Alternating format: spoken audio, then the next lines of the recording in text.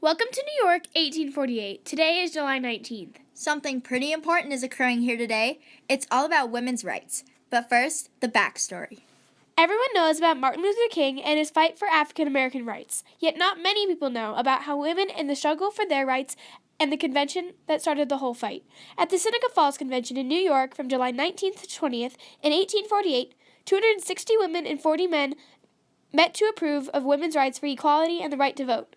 The attendees also fought for the responsibility for women to go to work, school, and church equally. The Seneca Falls Convention helped women continue on the fight for women's suffrage, which ended 34 years after.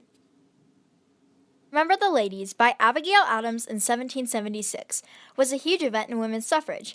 Abigail Adams was only known as the wife of John Adams until she felt the need to speak her mind and wrote the Remember the Ladies letter to her husband. Abigail wrote the letter to inform John and his fellow members of Congress how she felt about the Constitution of the United States and how it talked about men having more power than women. As said in her letter, I long to hear that you have declared an independency.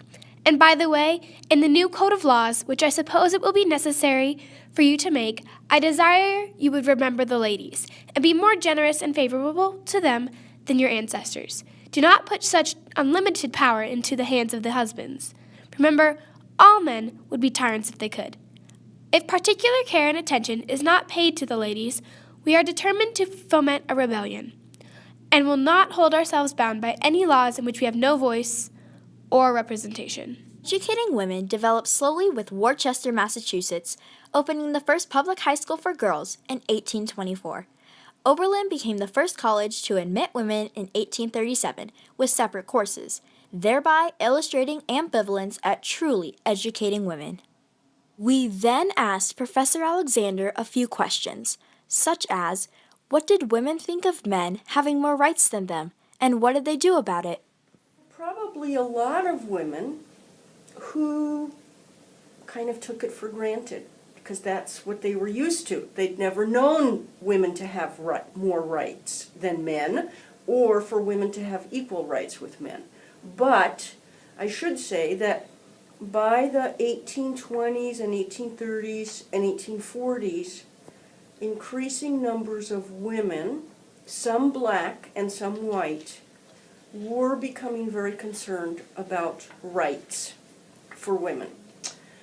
Some of that concern grew out of the abolition movement, out of the movement to end slavery, because as Americans became involved in the abolition movement or anti-slavery movement, they began to learn about how badly women specifically were treated, and that women couldn't protect their children, couldn't protect their own bodies, couldn't protect themselves from overwork.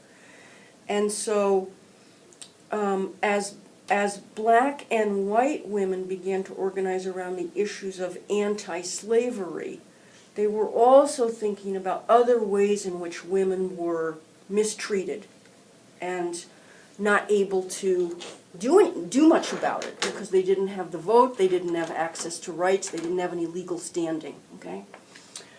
What were the opinions of people at that time concerning equal rights between men and women?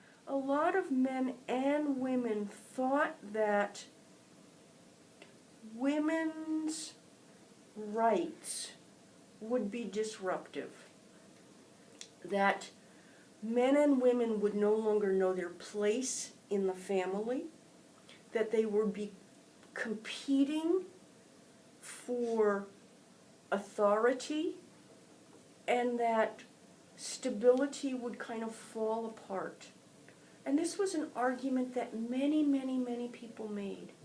They argued as well that women were too emotionally unstable, too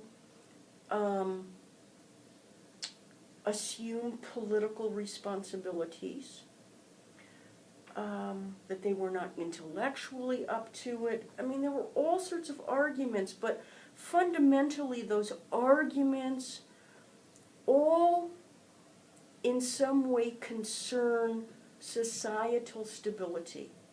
And they thought that if women had rights, they would act like men. And if they acted like men, if they became masculine, then families would just become these hotbeds of controversy, with these alpha males going at it. So it may sound kind of preposterous to us now, but that is the way the anti-suffragists argued, that this was an invitation to destabilize society. The idea for the convention occurred in London in 1840 when Elizabeth Cady Stanton and Lucretia Mott were attending a meeting of the World Anti-Slavery Society, were denied the opportunity to speak from the floor or to be seated as delegates. Lucretia and Elizabeth left the room where the meeting was taking place and began to discuss the fact that while they were trying to secure rights for enslaved African Americans, African women found themselves treated unequally in many ways. The Seneca Falls Convention later occurred in 1848. The two main women involved were Elizabeth Cady Stanton and Lucretia Mott. They led the convention along with Mary Ann McClintock. Elizabeth Cady Stanton opened up her convention with her address speech. In her speech, she had said, "We have met here today to discuss our rights and wrongs, civil and political, and not, as some have supposed, to go into detail of social life alone. We do not propose to petition the legislator to make our husbands just, generous, and courteous, to see every man at the head of a cradle, to clothe every woman in male attire." There were 300 people who showed up to the convention on July 19th and 20th. 260 of the attendees were women. 40 men showed up to participate and hear what Lucretia Mott and Elizabeth Cady Stanton had to say about women having the same amount of responsibility and rights as men. On July 20th, the last day of the convention, Elizabeth and Lucretia asked all the attendees to sign the Declaration of Sentiments. The Declaration of Sentiments states, "We hold these truths to be self-evident, that all men and women are created equal, that they are endowed by their Creator with certain inalienable rights, that among these are life, liberty, and the pursuit of happiness. That to secure these rights, governments are instituted, deriving their just powers from the consent of the governed." The attitude towards unmarried women was integral in the women's suffrage movement because most of the women in the movement were spinsters, so they were objects of derision, not just by the men around them, but by their sisters. Other big supporters of the women's suffrage movement were Elva Vanderbilt Belmont and Margaret Brown.